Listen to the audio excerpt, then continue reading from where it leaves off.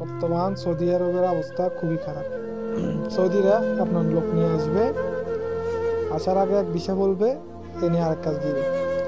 এই যে আমার দুই বাংলাদেশি ভাই নতুন আসছে, ড্রাইভিং বিষয় বলে নিয়ে আসছে, তাদের বয়সও একদম বয়স হয়ে গেছে। ড্রাইভিং বিষয় আসি এখন মানে সৌদি আরবে এখন ওই যে ব্লকের কাজ করতেছে, গাড়ি করে মাল নিয়ে আসে কপিলের লোকে, ওইগুলো নামায় ডাউনলোড করে এবং লোড করে এরকম। এই যে আমার পাশের মাঝ যাতে থাকে এরা কপিলের কাজ, তো দুটোটা কিন্তু ড্রাইভিং বিষয়তে আসছে।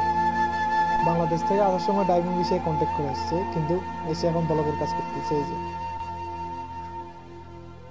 এই যে এর মধ্যে আবার আসার আগে দালাল বলছে 1500 রিয়াল বেতন, সবকিছু কমপ্লিট। এখন এখানে এসে 1000 টাকা বেতন, বাংলা 30,000 টাকা বেতন, খাওয়া থাকা থাকা কোম্পানি মাঝরাতে, আর